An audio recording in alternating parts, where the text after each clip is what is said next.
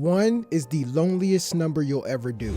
2 could be as bad as 1, but the loneliest number is the number 1. So I've heard. You ever think, if 1 is so lonely, how come there's so many the ones walking around Hollywood? It's a rhetorical question, but find out more on today's episode of Where Do Cliches Come From?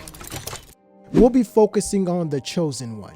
For those of you who don't know, The One, aka The Chosen One, is a popular movie cliche where a character is chosen by destiny or the powers that be to resolve a plot in a movie. This could be defeating a villain, saving humanity, etc., etc. The Chosen One trope is one of Hollywood's favorite cliches. The studio set up a film or franchise and center it around one character whose entire life purpose revolves around the character doing a specific task. Next to dead parents and superhero landings, The Chosen One is probably the most popular trope in sci-fi and fantasy films. I could talk for hours about the hundreds of films that this concept has left its fingerprints on, but for your sake and mine, we'll narrow it down to just the films where the words The Chosen One or The One are uttered on the screen. Sadly, not every film would have what it takes to make this list. I remember it like it was yesterday. It was the spring of 2000. 5 out of 5 of the children in my house had gotten good grades, and for good behavior, my mother granted us the best gift money could buy at the time: cable TV.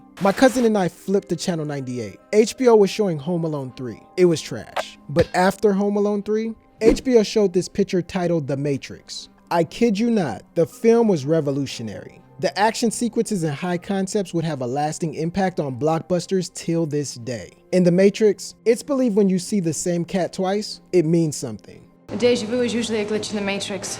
It happens when they change something. The irony. Matrix would go on to be one of the most copycatted films in Hollywood. It wasn't just the action sequences either. After the success of The Matrix, soon every writer was penciling in the term The Chosen One into their scripts. It became a joke after a while. First Neo was the one, then there was another one, then another one, then another one. It didn't stop. As a child, I thought Matrix was the first film to use the Chosen One idea. Years later, I realized it wasn't, but it's arguably the film where the concept of the Chosen One went mainstream. Just because it's the most popular version of the trope doesn't mean it was the first.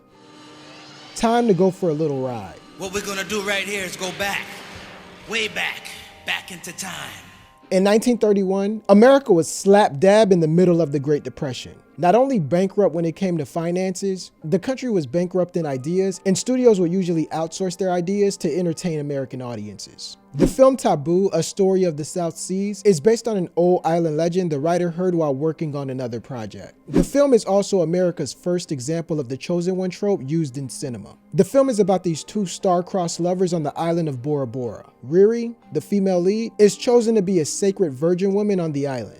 Taboo, A Story of the South Seas will go on to win an Academy Award for its cinematography, but it flopped at the box office, making it the Hugo of 1931, or making Hugo the Taboo of 2011, however you want to look at it. Men lie, women lie, numbers don't lie. So obviously, American audiences didn't warm up to the idea of the Chosen One. The cliche wouldn't rear its ugly head again until 46 years later. Oh God is a movie about a grocery store manager chosen as a present-day John the Baptist to spread the good news. Today, when someone is selected as the Chosen One in the movie, it's usually because of their bloodline, or the tag is awarded because of a special skill the one possesses. Not in this movie. Jerry, better known as the Chosen One, is told by God himself that he wasn't chosen because he was unique, but he was chosen at random. You thought I picked you because you're better than everybody?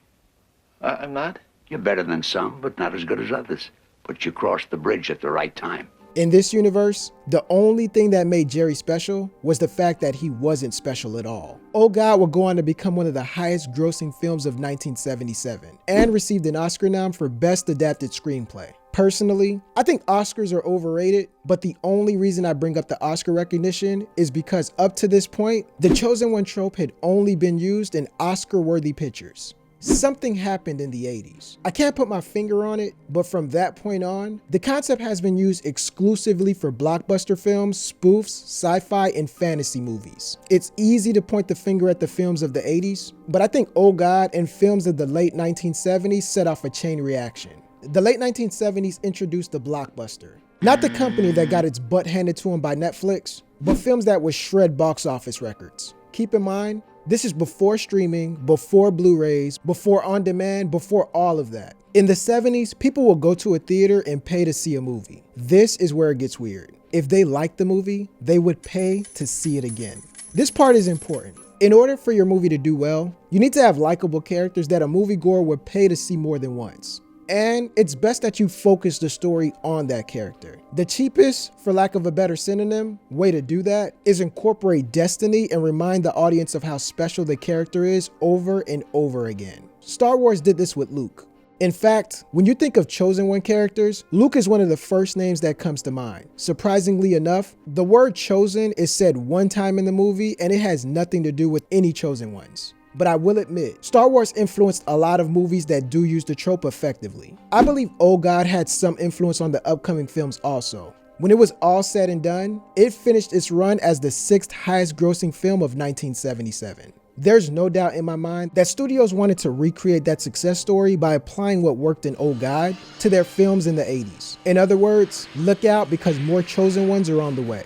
In the 80s, the Chosen One cliche was used in The Never-Ending Story, The Golden Child, and Willow. If you're a movie buff, you'll probably think I left arguably the best example of the Chosen One from this decade off my list. However, although Mr. Connor has the makings of an ideal Chosen One candidate, he's omitted from this conversation because the words Chosen One or The One are never stated in the franchise. So it's a title given to him from fans of the Terminator franchise, not from the writers. Sort of like Luke's issue. All of these movies finished within the top 60 in domestic box office sales. The Never-Ending Story finished at 54. Willow was a great success and stood at 14 when the dust settled. And The Golden Child finished top 8 in a year that had some of the most popular films of the decade. This gave Hollywood a recipe. If you watch more than 2 movies from any genre, I'm sure by now you've realized Hollywood could be repetitive at times. When you see a movie you like, you purchase a movie ticket. When you don't purchase a ticket, it signals Hollywood execs to go back to the drawing board. Obviously, something in the film doesn't capture the attention of the intended audience. So you're indirectly begging the studios to change their recipe. Maybe they add action, maybe they add a comic relief character, maybe a kid, maybe remove a kid. There's no simple recipe for a blockbuster, but Hollywood doesn't know that. 2 critical moments of blockbuster history occurred in 1999. First, you had the release of The Matrix, a home run for Warner Brothers. 2 months later, 20th Century Fox swung for the fences with Star Wars: The Phantom Menace. Since the financial success of both of these franchises, there's been 13 examples of the Chosen One trope in American cinema. Warner Brothers and Fox are responsible for over 50% of those movies. Fun fact, here are 3 out of 4 of the most financially successful franchises: Star Wars, Harry Potter, and Batman. These franchises came out of Warner Brothers and 20th Century Fox's camp, and they all have at least one film that incorporated the Chosen One trope. There's jokes in Hollywood horror stories about the stupid discussions that go on behind the scenes during the productions of some of our favorite movies. I don't want to believe it, but I think the folks in Tinseltown, or at least these 2 studios, believe having a The One in your movie is the best way to set up a franchise. Ridiculous! Never mind the success of these movies could just mean people like magic, kids love animation, or a good script helps. Regardless, leave it up to Hollywood to focus on the least interesting part of an interesting sum to give us movies we won't remember. On one side, I hate it when any film takes a popular plot from another film and carbon copies it onto their project like a sloppy copy. But on the other side, I'm a fan of Destiny and I enjoy seeing it in film. Sadly, whenever you play with Destiny, the byproduct of that setup leads us on a Chosen One origin story. You know, for reasons I cannot fathom, the Omatikai have chosen you. There are different ways to avoid the same old Chosen One stories. For example, Miss Everdeen stuck up a middle finger to Destiny when her sister was the Chosen One and she volunteered as tribute. I